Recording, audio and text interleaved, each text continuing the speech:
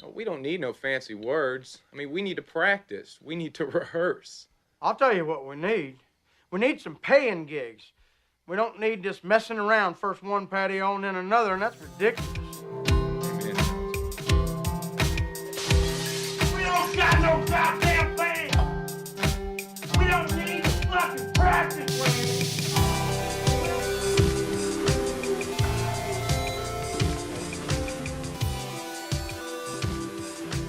All right, here we are. We're back. No GD Band podcast. I'm Chris. And I'm Henry. We've never done that before.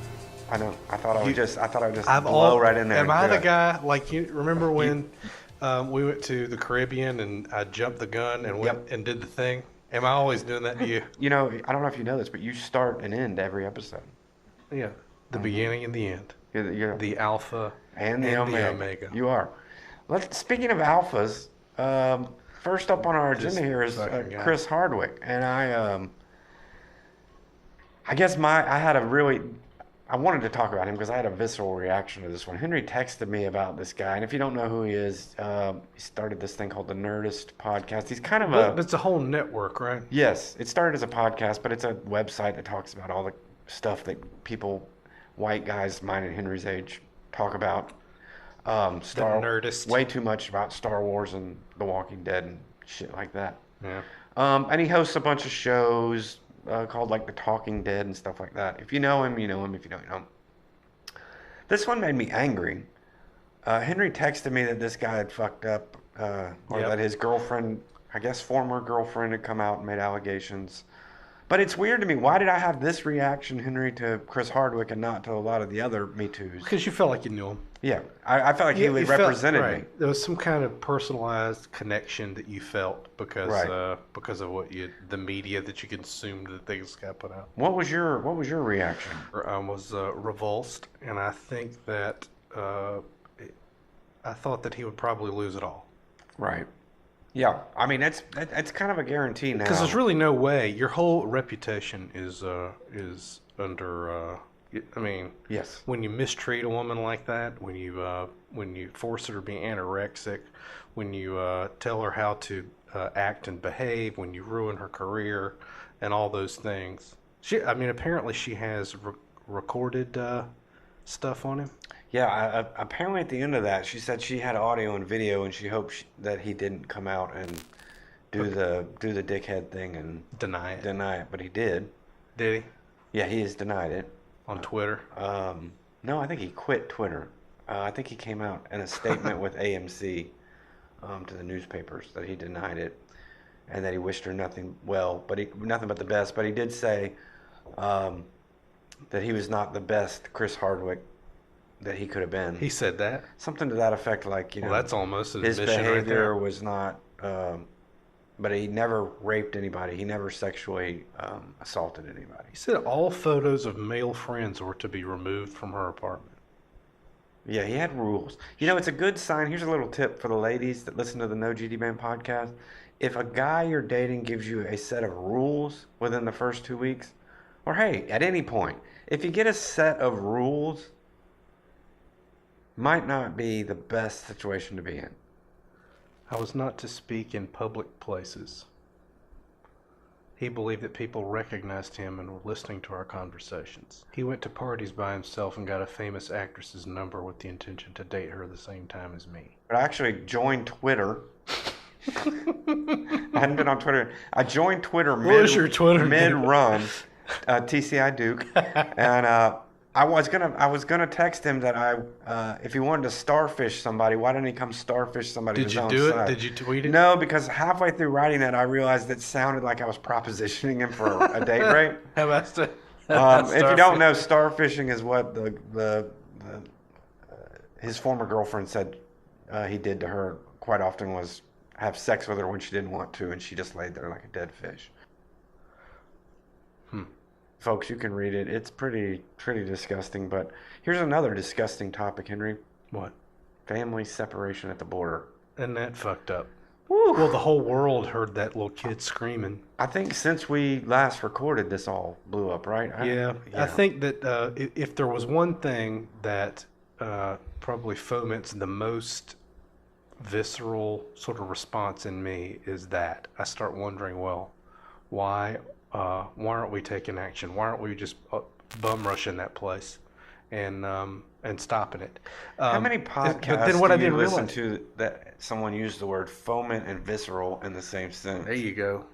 I dropped some knowledge on you, man. Welcome to the New York Times. But the kids are all over the country. It's not just in one Right. place. It's not not like just we right at go the border. to that Right. place in Texas and immediately try to get them to stop it. They've already done it, and they're all over the place. Is it wrong of me that I saved 80% of my outrage for the jacket that Melania wore? I didn't want to believe it, man. I think I had like this disconnect in my mind. I don't want to believe that she knew what she was doing. So I think that Trump dressed her up. I think the First Lady of the United States has a staff. I think she has handlers. I think it was definitely on purpose. All the reports I've read is that she doesn't want that shit, She may not want it. But and that turns them away and stuff. okay, but if Trump made her wear it, then it was through the handlers. And if Trump didn't make her wear it, she was definitely... Think about this woman. She is all she thinks about is fashion and clothes. That's her thing. Modeling. She knew what was on her back. Why would Melania Trump wear fast fashion I'm not clothing? so... A Because, $39 jacket? because it says that on the back. But my issue is, why is she pro family separation of Because immigrants? the person that made her wear it's a fucking moron and doesn't realize... She is a first generation immigrant, Henry. She is an immigrant. Right. It's because she doesn't know what she's doing. She knows what she's doing. She doesn't. Trump did it. I don't believe that. Trump dressed her up just I like don't wanna- She's a doll that walks around with I Trump. don't That's wanna- why he fucking married her to begin with. I don't want to believe that the boogeyman causes everything. When I look at this, I think of it as just this weird ass fluke, just like the whole presidency is. I had this discussion with another person about if what was coming across our border, our southern border, was a bunch of people from the Netherlands and Switzerland, you wouldn't hear jack shit about. This is just racism, is all this is.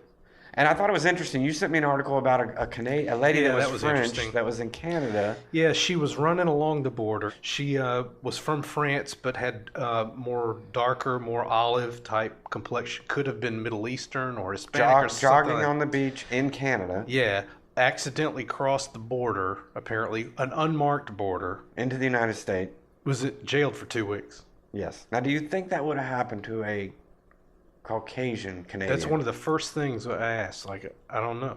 I just Would don't the, think... would the I don't border buy it. agents have used their judgment, or are they now raining down the truth of whatever of what this immigrant problem really is? When you say, which is even about- when we say immigrant problem, to me that screams brown people Right. problem. We Right. have a brown people problem. That's what that's code. That's what they mean. That's what sickens me about this. That we're not separating. We wouldn't separate families if it was a bunch of Swedes. We're separating them because it's a bunch of Guatemalans. The Norwegians. Right. Even if they were poor. Even if they were poor Norwegians. We wouldn't be separating blonde-haired, blue-eyed people from their kids at the border. Another big issue that we kind of both... You've been talking about this for a little while, and I saw an article this morning about it. This whole idea of a civil war. I think you get real anxious a lot, and you text me about, are we at the point of armed conflict? And there was an article this morning in the USA Today about a soft civil war that we may already be all right, in. so one. you've got the things that happened with Sarah Huckabee, where she got confronted at the restaurant by the owner and asked to leave. You've got the other lady, the head of Homeland Security, that got shouted down. Stephen Miller was confronted in a restaurant at that guy's fucking such a- douche nozzle such a prick. and Why does- called a fascist, openly in the restaurant. Because he openly is a Right. fascist. And so it feels like, okay, now people are actually starting to take concrete, in public action out loud with their mouth now. Both sides now are to the point of there is no compromise with your side because your side is morally reprehensible. Mm-hmm. So I can't compromise my morals. You've taken it to a level of your side is so extreme now that I can't morally find a place of common ground with you. And again, my question that I've been asking you all week is, so what do you see as the end result? Let's say we are in a soft civil war, or let's say it becomes an actual civil war. Where do you see this Could it playing really out? be a civil war? Do you see us going back to a more kinder, gentler political landscape? No. Do you see us going forward with this gridlock the way we are in any meaningful way where the country survives? No, it'll shake apart Do somehow. you see us fracturing into 2 different or 3 different countries? In the foreseeable future? Are you talking about like in the next 20 years? Well, 30? I was talking in the next 5 to 10. I don't think we survive this second term if this guy gets a second term.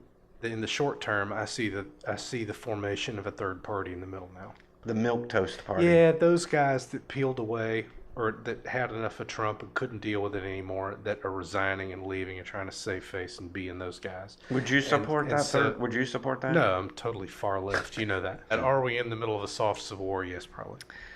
Talk to me about this Fox News All right, so clip the that setup you saw. is that these guys on Fox, he ran the campaign for Trump, and on the left was an African-American Democrat guy. This guy was an absolute firebrand.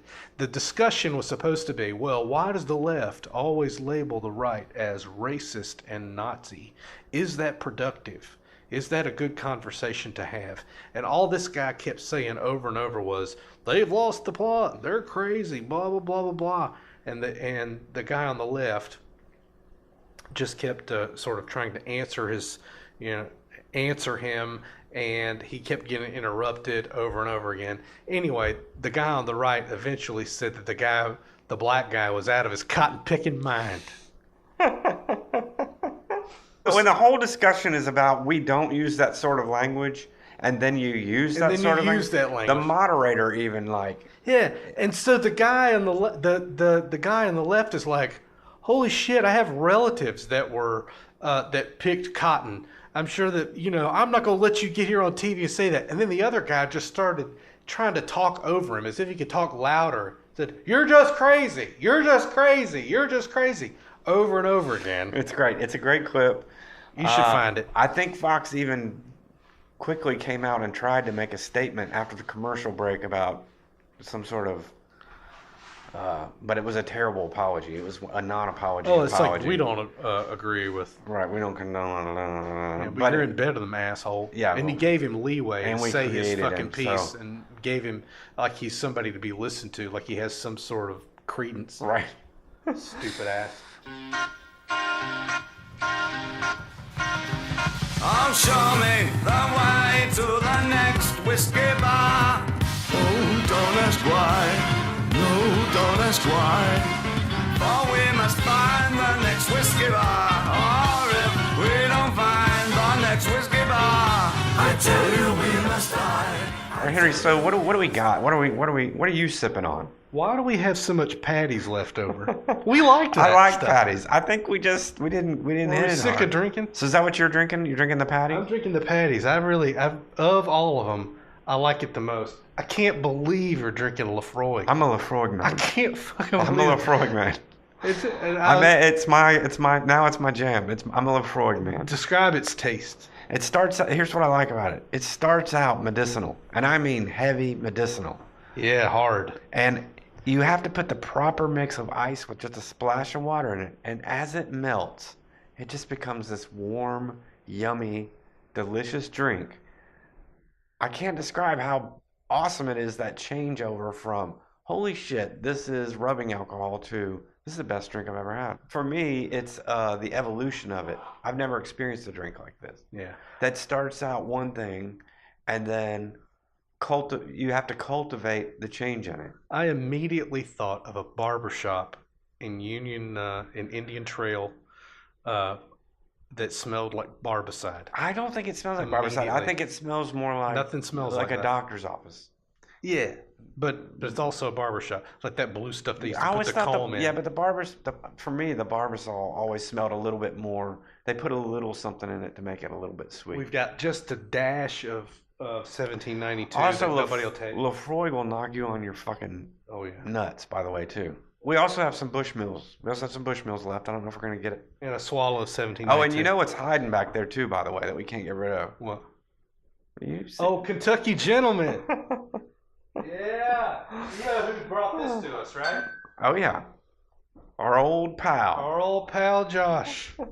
We still have it, Josh. We're working on it, Josh. We're slowly working it down, my man. We know that you bought this at the ABC store despite your teetotaling nature. And as a kind of fuck you to us drinking whiskey, Right. but we are going to finish it. Trust me. But right now, I am working on a delicious Lefroy. Henry, so what is our main segment going to be about? Basically, we're going to talk about our top 5 cool things that you've noticed this year. Oh, show me the way to the next whiskey bar. Oh, don't ask why. No, don't ask why.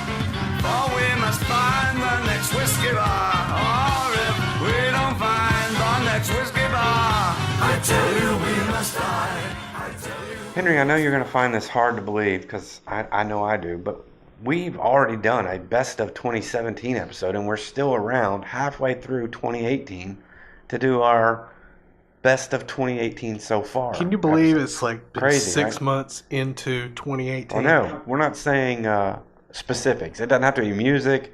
It doesn't have to be anything. It's just like the things that you... Cool stuff that hit my dome. Right, cool. I like that. Cool stuff that hit my dome.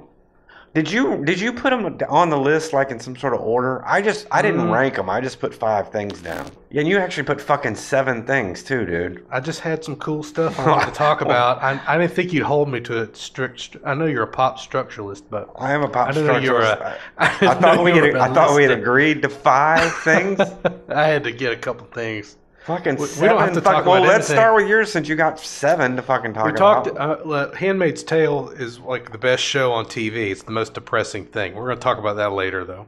I started reading the book by Richard Lloyd. It was published in October of 2017, but it's called Everything is Combustible. It's not your typical rock biography. It's full of fantastical things that I'm not sure are all true. He makes these broad claims about how he can see ghosts and things like that. How but it's you very told me about this? believable. I didn't realize it was Richard Lloyd that you were talking about. Yeah. And but the guy is unfailingly interesting. I read a chapter or so every week, and Would and I you? think it's great. So how is his writing? Like, I know we've talked about. Yeah. We've read a lot of. So we read Bernie's book, we read Mars' book. And I think our biggest problem with most of them is not the life; it's been the way writing. that they write. Either they're a terrible writer or He's a really good writer. Good, I think. okay. I'm really impressed. Robbie Robertson is one I read. He's that I thought was great. slightly better than Bernie, Right. but more psychedelic, if that makes sense. Like the things that he says, you don't really know if you are supposed to take them literally or not. Okay. It's almost as if he is using his life as a ladder to add all these fictional ideas that may or may not have been true, or things that he might have wished were true, Right. just because they're so bizarre. He will talk about leaving his body when he was a kid. And I started listening again to Marquee Moon. The guy was just a phenomenal guitar player. But here's something I wanted to tell you that I noticed about Matthew Sweet's record. When I Matthew Sweet's new record.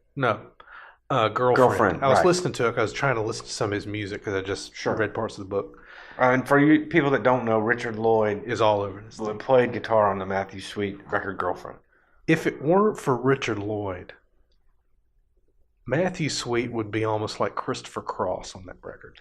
I think I've You know what noted I'm this as saying? well. I think the difference is listen to Matthew Sweet's record before Girlfriend, which sounds kind of light, and, Uh-huh. like light pop, Mhm. and you realize that angry guitar thing that Yeah, Richard the Lloyd does. edgy, like It's the only real difference. where he plays all around. And the other cool thing is, it's like Matthew Sweet told him, it was almost like when he came in for the sessions, he was like, where do you want the solos? And Matthew Sweet was like, you can just play everywhere. play everywhere. It's like he just plays all Yeah. over everything. It's like guitar diarrhea. And he's but not in a good way. And the thing is, he's not on everything. Anyway, Richard Lloyd was the shit. I'll check it out.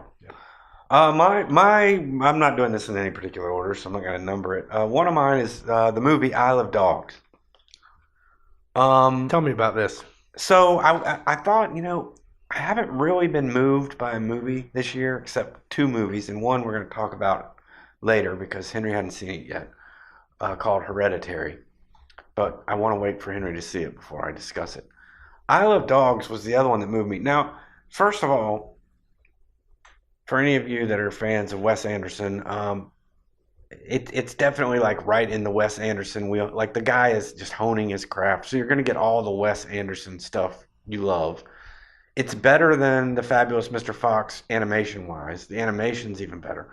But you know, Henry, the thing that I didn't notice when I saw it, it had an impact on me later, was I don't really think of I think of Wes Anderson living in his own weird world with his own obsessions, kind of separate from the world, and I kind of go to his movies as an escape.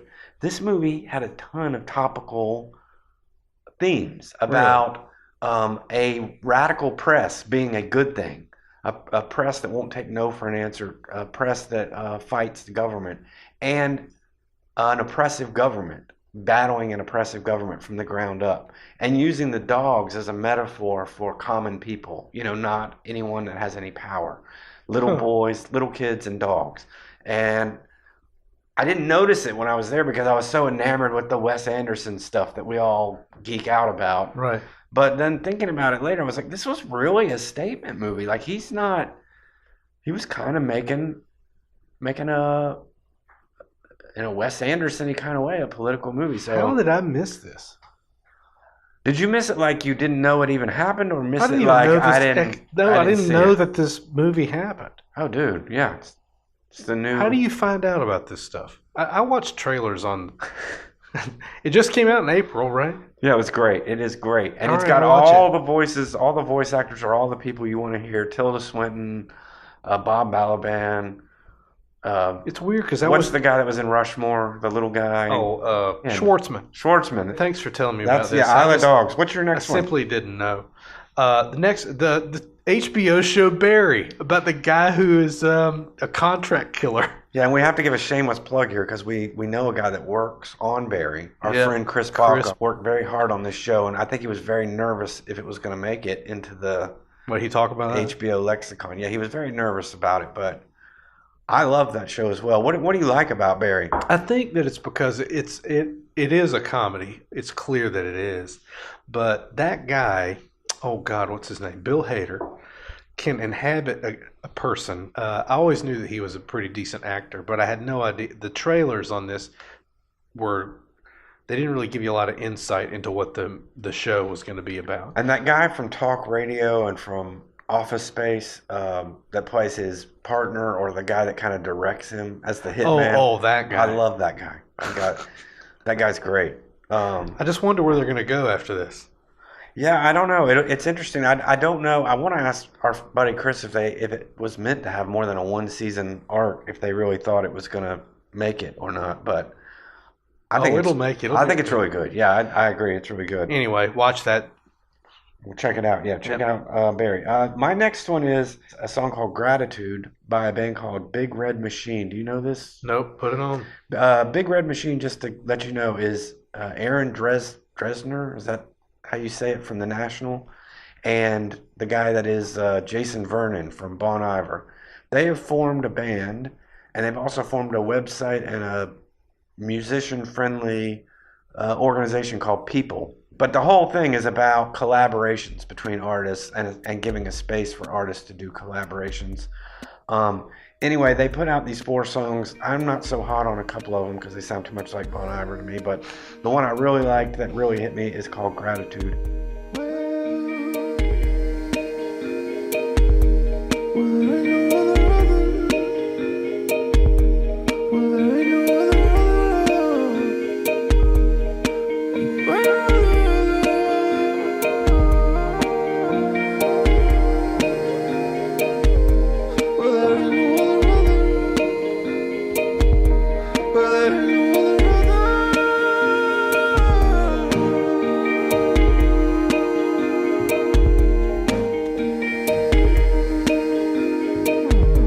Well, I better not fuck this up. Well, I better not fuck this up.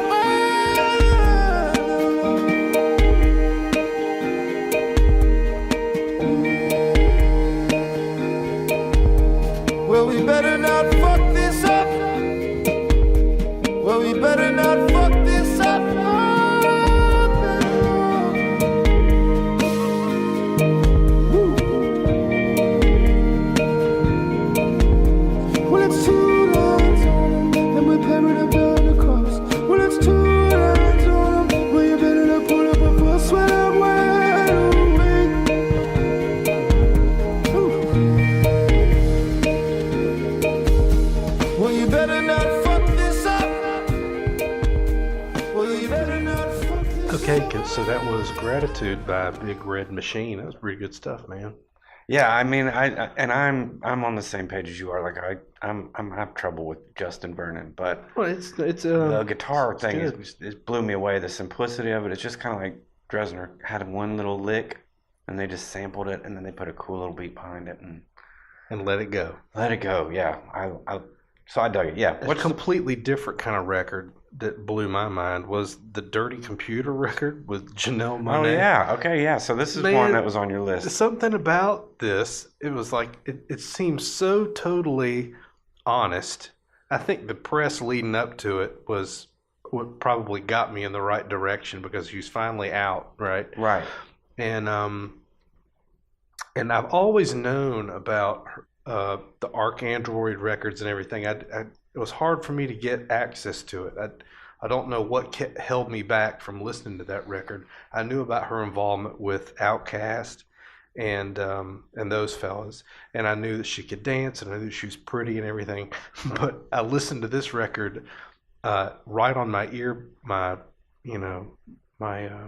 eardrums, and I was like, "This is like brilliant." Some of this sounds like Prince. I know you weren't as impressed by it as I was. The problem I had with it, I was very impressed with that Prince sounding single that she did, which I want to say that he helped her with it before he died. Like there was some connection really? to Prince. It's not just like a tribute or her doing Oh, it. really? But I was so blown away by it because it was like it sounded better than any Prince thing that he's done recently. That I was like, give me more Janelle Malone, like fucking A. This is She can and sing. the record seemed kind of up and down to me. There Oh, was really? about 4 songs on it I really liked, and there was about 5 that I was like, eh. I don't know. I And felt a little differently. and part of it might have been a style thing for me. I think I was wanting a lot more of just stay in the Prince mode. I definitely think it's worth a listen. I mean, it's great, and the great songs are really great. She's really talented, but I did not. I have to confess, in her, I've not heard her. I know of her, but I'd never heard her prior to this record. I think anybody who likes music should give this a spin. It's probably some of the best R&B / rap music I've heard in a long time. Right. I'm gonna go TV again, Henry. I saw this show that I just found out this week. They are going to try to turn into an anthology series similar to American Horror Story. But the first season was called The Terror. Yeah, so you've mentioned this before to me. And it was from a book. It's from a Dan Simmons book that I read. And the book had no even hope of a sequel. And thank God they did the show the proper way. They did it as a miniseries. It's based on a true story. It's based on a true voyage to the Arctic. You put story together with visuals. The Terror is unbelievably high, setting the bar high for television. What's next on your list? Okay, so I've started watching this show on Netflix that's called Dirty Money. I for some reason, I noticed that I have this predilection toward listening to things about injustice and things that are wrong.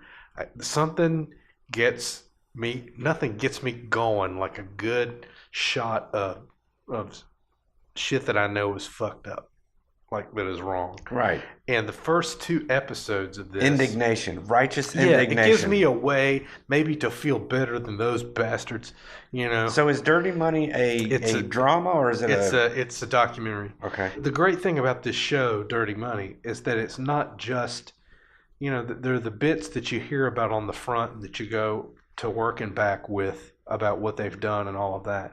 But there's so much more detail surrounding it and so many other players involved. And so I'm looking forward to getting finally through the other end of that. So, All right. My next one is the Night Flight Plus channel that has just come up recently on my Roku box. I think it's also on Apple TV. It's like a shot of heroin of 80s nostalgia. So Night Flight would have anything from cartoons to old 50s, weird 50s sci-fi television shows to interviews with musicians. But the best part about it is it's like going to a flea market and grabbing an old VHS tape. It's all across the board. I love it. It's like deep. If you're an 80s guy, This is the fucking. So my memory deep of dive. Night Flight was when your friend at school that you probably just got to know, maybe not, perfectly, but it's one of the first times that you've been out away from your house to your friend's house with your sleeping bag and your pillow. In the background on the USA Network is Night Flight. Right. And you know that shit's going to go till 2 or 3 It's in the morning. not MTV. Why isn't it MTV? Is there a reason why we're not watching MTV? I don't know what that is. I think it was because it was weirder, because you never knew it was going to come on.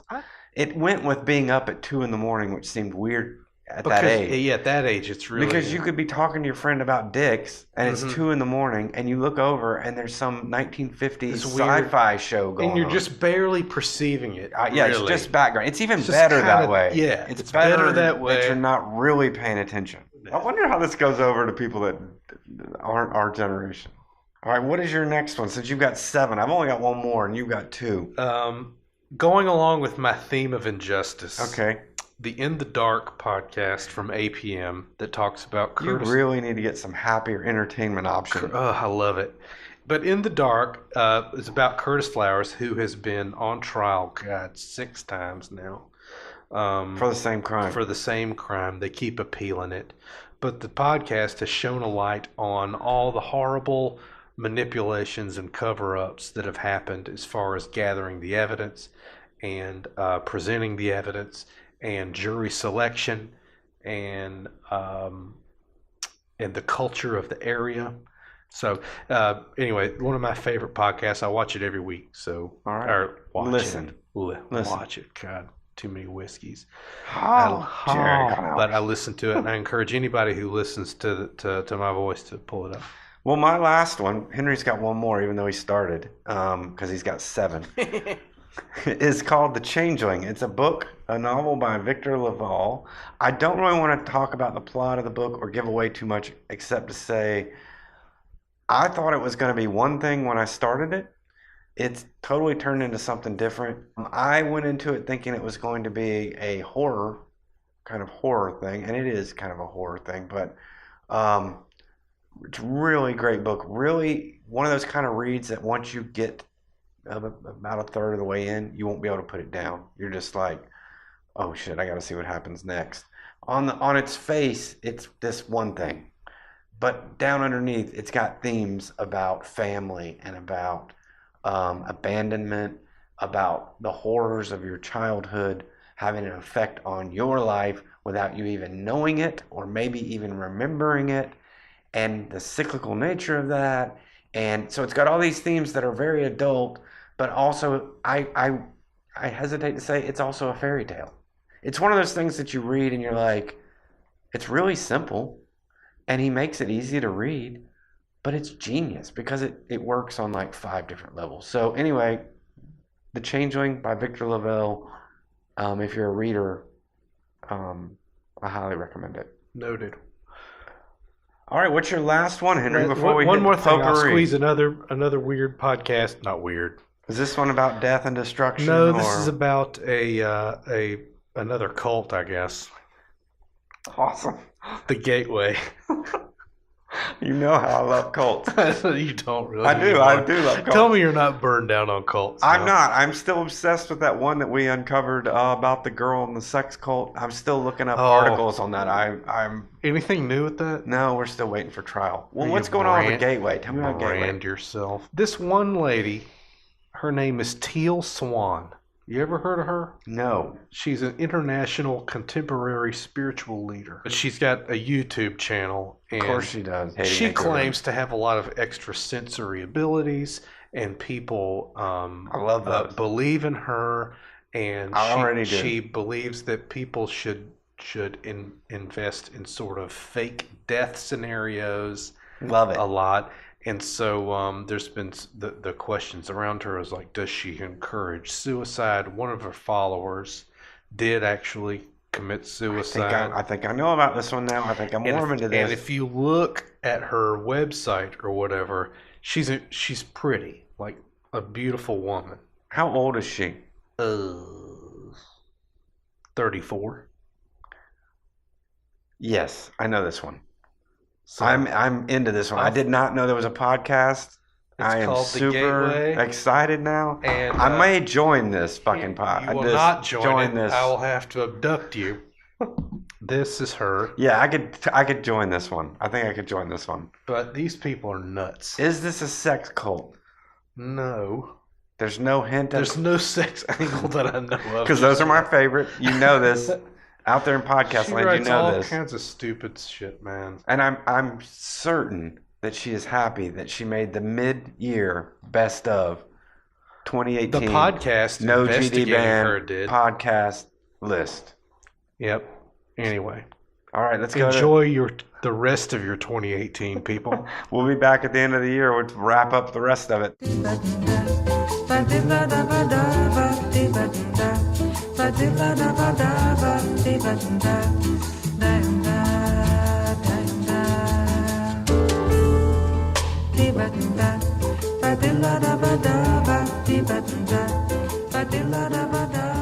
Okay. All right. I feel like I convinced you to quit Facebook. Did I? No. Were you already on the path? I was already down the path. I think you helped me get over the hump because you didn't give me guilt for saying that it might ruin our audience base with the No GD Band podcast. I don't know that it will hurt us.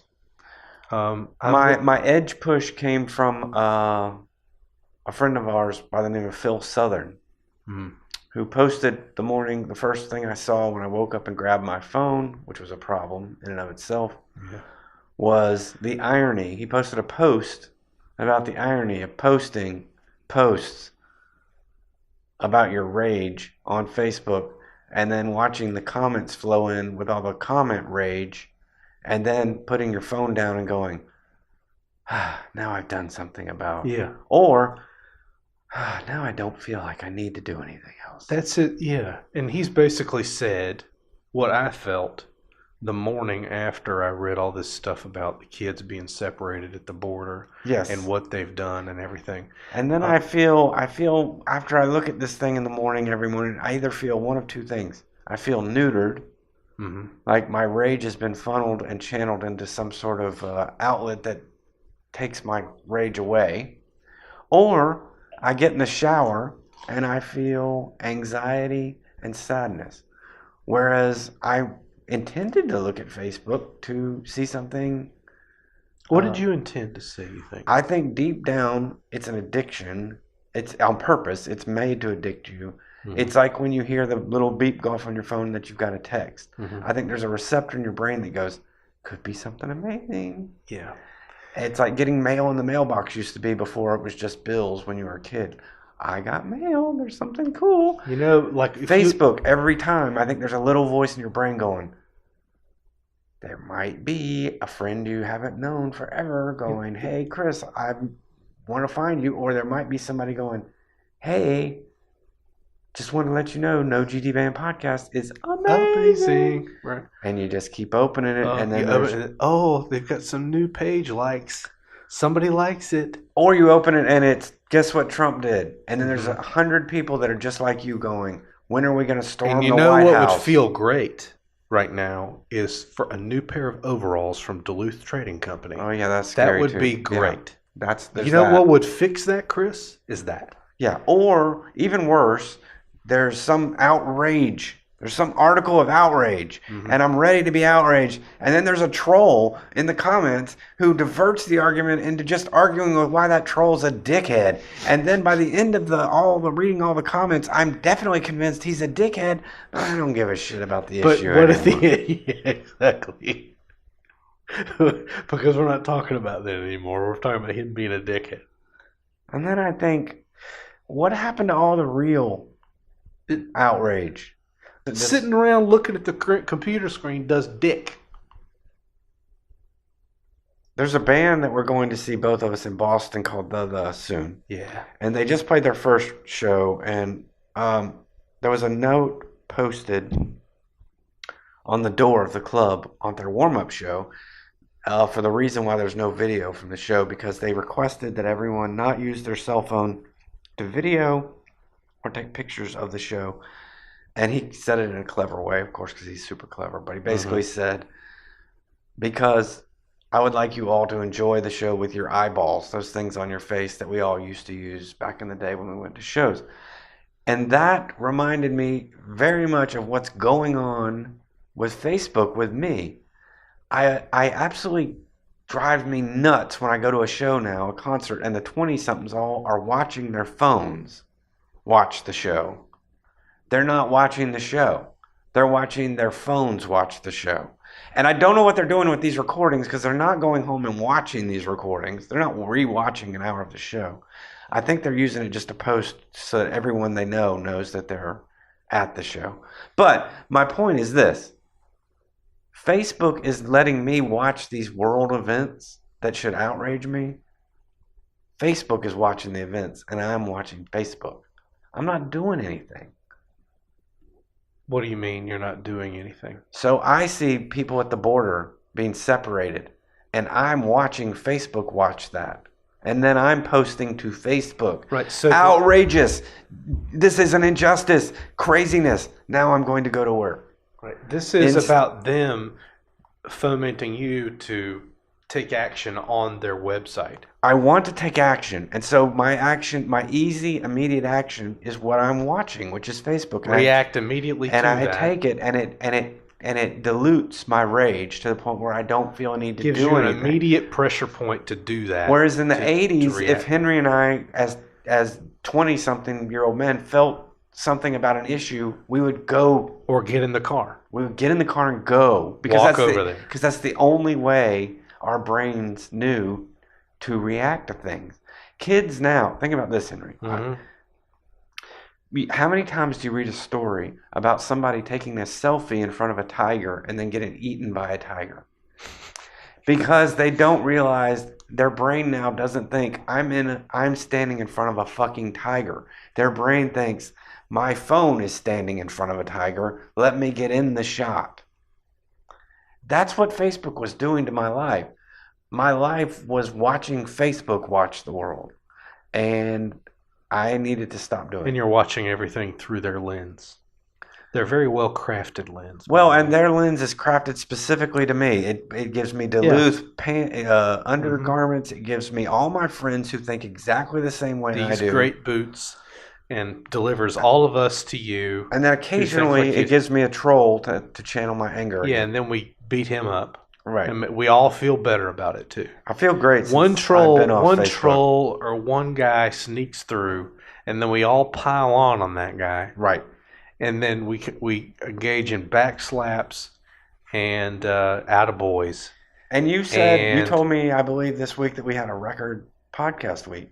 We did. So me not posting that the last episode came out on Facebook did not hurt us. Did not hurt us from what I can tell. And it did not hurt me getting up every morning and not looking at Facebook. I can tell you that. And I know that my wife is doing that. So Chris is leaving for very valid reasons. I've left. He's left. I'm keeping mine because I want to maintain the podcast page till I know that nobody cares about it anymore. And that's basically it. Let's talk Handmaid's Tale finale. Okay, so Handmaid's Tale. She ends up going to see her kid. How did these motherfuckers know 3 months ago that the week they put this out, they were going to hit the topic? I know. And so we've got her meeting Hannah, her daughter. And convincing her daughter to go away. Be happy. Do what your parents tell you. It took a fuck ton of... But do you know what she was doing? Exactly what these people were doing, would have to do. These real life people. Go with them, I'll find you. Be compliant. Go with them. Be happy. Don't cry. Mm-hmm. Mommy's going to look for you. This shit hit right on the same goddamn week. If you want a topical fucking show about what's going on in America, Handmaid's Tale is brutal. And look at the extras on, because the guy, I think his name is Victor something. Anyway, he explained that they did interviews with people who deal with this stuff in immigration and all of that to see what those conversations were like between kids who are being reunited with their parents and all of those things, and their initial sort of trepidation and what's happening. I've grown up since you've seen me, all those things. Foster parents maybe who have had those kids. So the problem with the show, Chris, it's not a problem. The reason why it's good is because it's you start seeing the baby steps. I'm witnessing some of the baby steps toward a potential reality of like that here now. Well, not to be even more of a downer, but like Henry and I have gotten to the point where now we text each other every day almost, some real life incident that we see that reminds us of The Handmaid's Tale in a way that I think 10 years ago we would have been like, there's no way this happened. Like there's no way a Canadian crossed the border jogging on a beach and was detained for 2 weeks. 10 years ago, I would have told you, Nah. that's insane. Of course, that's insane. Those guys use judgment. They know. Somebody actually put her in 2 standing weeks. up and yelling racial epithets, how's that say that word? Epithet. Epithets at people in a coffee shop happening in real life, I would have told you, dear Lord, no, that won't. Surely, We're done with that. surely we don't retweet racialist stuff if we're in Congress, right? Yes. No way that happens. There's no way that happens. You're not No. allowed to do that. Or shaming people that we've known had an abortion when they're at a restaurant in Texas. Or denying, or the pharmacists being allowed to deny somebody medication at a drugstore because it's against their religious beliefs. Their religious beliefs. Yeah. Surely they can't just do that, right? Deny somebody the medication their doctor has prescribed. Yeah, I for mean them. it's unbelievable. So, but as a show, I don't know that there's more moving. If you want, No, it's real. And here's when I go there, when I watch this show, I think about what the actors must have to go through I to still inhabit those do. characters. You still have a problem though with Elizabeth Moss being a Scientologist? Do you When I still say a watch the problem, show and go, how? And I the just fuck? forget. I forget. I'm more looking at the whole totality of it. I don't really. Occasionally, the ideals sink in to me. Like, are you really a Scientologist, or is this just something you started doing in Hollywood just to try to get by, or to have a career? No, she was born into it. She's a born lifer. I'd have to surely believe in thetans and all this. Anyway, Henry, I don't know. what the fuck with Avengers? Why do you not get, if you're going to be the Hulk in the show, can you just give me the Hulk? And He had Hulk impotence, Henry. He needed a he little was, blue pill. He was Hulk impotent. They give him a fucking outfit, Hulk didn't want and to it come looks out. stupid. Like, it didn't even look real. Hulk And said no. You see the movie? Because it didn't look, what's his face? Ruffalo? Ruffalo. Did not look like he was really in that suit. It looked like this disembodied head in the suit. It really didn't look real at all. There's way You really aren't going to complain though about the realism of the Avengers. There's way please. too many characters in the movie. It's bringing the whole Marvel verse together, Henry. I don't even. I'll tell you another problem I have being an outsider to this whole thing. If Thor is a god, He's not all that kind of a guy. what kind of you a god can is still he? kick his ass. Yeah, like what? if you're Thanos. If Spider-Man can kick your ass, you're not a god. All right, here's what I liked about it. I liked one thing about it. I forgot about Dinklage. I liked that they made him a giant dwarf. That was kind of neat. I don't like that Peter Dinklage has to be in a superhero. All right, here's one thing I really liked about that movie. I love the moral conundrum of the real problem is overpopulation. Yes. And if I've got the stones, if I've got the actual cojones to kill half the population and solve the problem of overpopulation and save humanity, how am I the bad guy? So I'm watching this going, they're trying real hard to make Thanos the bad guy, like kills his own daughter. But really, he kills his own daughter because he's like, I got my moral principles, man. I've got to save the universe. Got to break some eggs. Thank you. So, Want to make a cake? You got let to me, break some let me eggs. ask you this. We both know that we talk around this all the time as a world, as a nation, as a liberal. The real problem is there's too many fucking humans on Earth. Overpopulation. That's the If you if- lick that problem, you got it all solved. After this movie, I went and read an article that said if there was a way, forget the morals, if there was a way to decrease the population, to have it in a week, you would cut the carbon emissions by like 67% in a week. Thereby saving the planet. You would only need about half the cattle, even if we kept eating beef, to feed people at their current beef consumption levels. Beef, I didn't realize this until I saw a guy on Colbert, The Tonight Show, or what's it called, The Tonight Show? The Late Show? The Late Show, Yeah. talking about these are the real world ways we could solve climate change without the government. And the number one way was, I didn't realize that 39% of the methane emissions are from cattle. Cows. And our beef. So you could cut that by cutting out all these humans. So my question to you, Henry, is if you know that is actually to be the case, and if you believe that this would save humanity, because we're basically at the edge of a cliff right now.